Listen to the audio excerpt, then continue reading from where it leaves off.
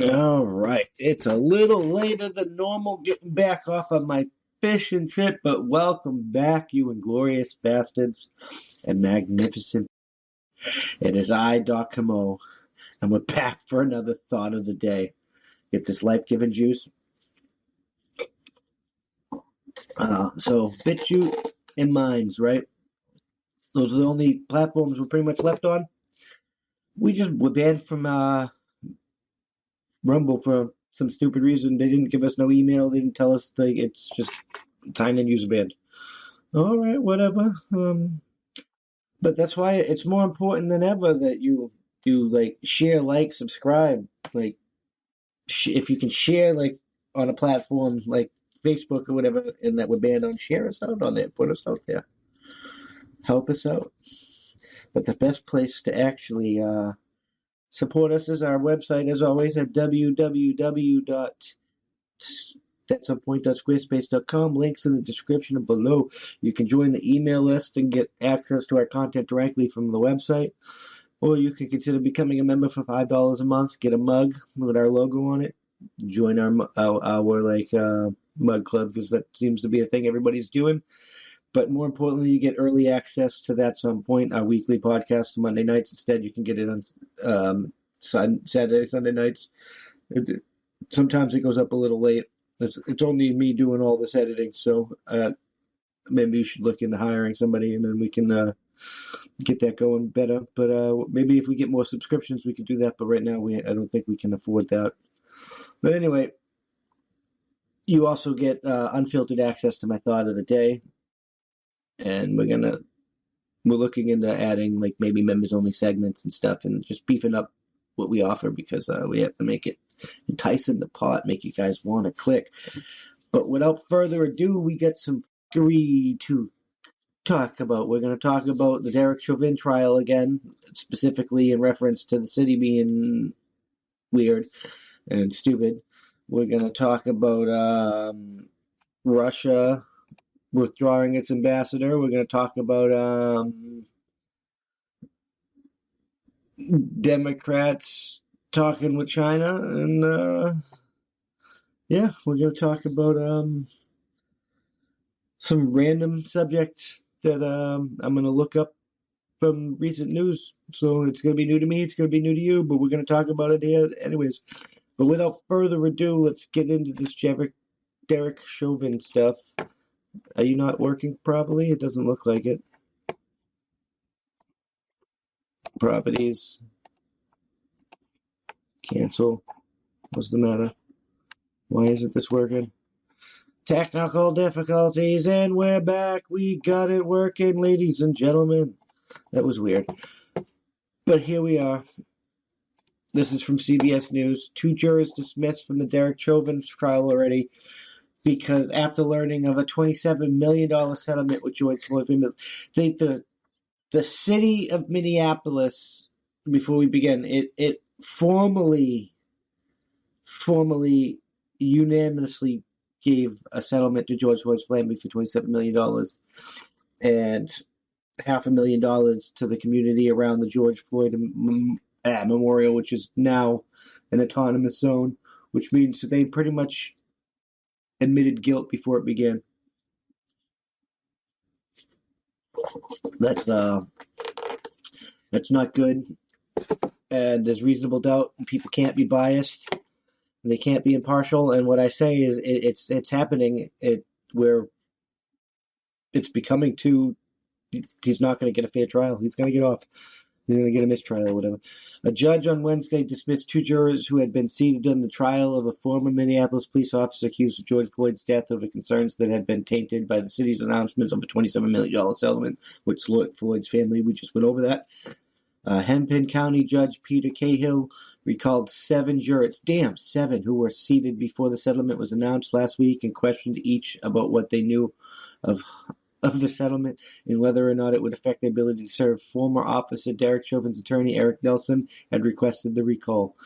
The dismissal of only 2 jurors suggested the impact of the settlement on the jury pool was less than feared, likely reducing the chance of Cahill granting a defense request to delay the trial. Cahill was, really? they already asked you to move it to another city because they feared it couldn't be impartial, and it's showing that it can't be impartial, and you might not grant that. It shouldn't have been. They put it in Alaska or something, somewhere in the middle of nowhere. Cahill was careful because it's public, so it's going to happen. Cahill was careful to ask jurors if they had heard the news of the settlement without giving details, saying only that there had been extensive media coverage about developments in the civil suit between the city of Minneapolis and the family of George Floyd, and asking if they were exposed to it. The first dismissed juror, a white man in his 30s, said he had heard about the settlement. I think it will be hard to be impartial, he said. People are talking, saying that he's just trying to get off or whatever, but I mean, it's true. I'd feel the same way. I don't have to because of my veteran status. I don't have to do jury duty, but maybe people like me should do jury duty because we would be more. It's not about what I feel; it's about what's going on. The sticker price obviously shocked me. The second juror dismissed said the Hispanic man in his 20s said he thought he could set the news aside, but wasn't sure. And after a long pause, Cahill dismissed him. There's a little tweet. Second juror has been lost, saying that it was shot. Yeah, of course he was. Cahill retained the 5 other jurors, including a black man in his 30s who told Cahill he heard about the settlement on the radio Friday evening, but could put it aside and decide the case only on evidence present in the courtroom. So that guy said he's like, yeah, I just won't consider that. It doesn't affect me at all because I don't know the details, he said. The juror selection had been proceeding faster than expected. And don't worry, that's not the COOF, that's the COVID, that's not the COOF virus, that's the cannabis virus, with opening statements tentatively expected March 29th at the earliest. But the 2 dismissals could imperil the start date. 9 people had been selected for the jury before Wednesday's dismissal. 14 are needed. Jesus, and they got rid of 7. Nelson called the timing of the announcement in the middle of the jury selection profoundly disturbing and not fair. About not being fair, it is what it is.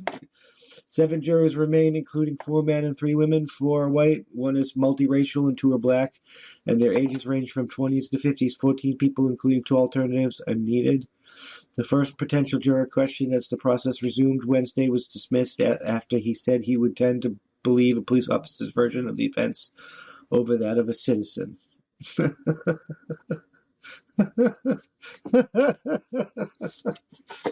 I'm just going to believe the officer.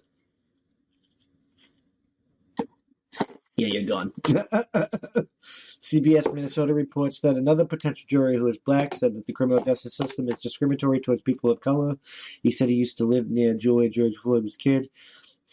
Asked how he knows racism is an issue in America, he replied, being a black man in America, I experience racism on a daily basis. Chauvin is charged with the murder and manslaughter in the May 25th death of Floyd. A black man who was declared dead after Chauvin, who was white, pressed his knee against his neck for about 9 minutes. Yeah, that's just ridiculous, 9 minutes. I've said this. This is probably what got me banned off of Rumble, because I wasn't on their side for this. Floyd's death, captured on widely seen bystander video, set off weeks of sometimes violent protests across the country and led to national reckoning on racial justice. National reckoning in the name of white supremacy is more like it. The judge said he would be ruled Friday on Nelson's request to delay and move the trial, and another admit Florence arrested in Minneapolis. Cahill previously rejected the request, but said he would reconsider after Nelson argued that new evidence makes it admissible. Drugs were found in December that year during a second search of the car Floyd was in, and were found in January searching the squad car into which the 4 officers attempted to put Floyd. During the first arrest, several that could they have planted that? But during the first arrest, several opioid pills and cocaine were found, and autopsies showed Floyd had fentanyl and methamphetamines in his system when he died. Prosecutor Matthew Frank argued that evidence from the 2019 arrest was prejudicial in an attempt to smear Floyd's character. 3 other former officers faced an August trial of Floyd's death on charges of aiding and abetting second-degree murder and manslaughter.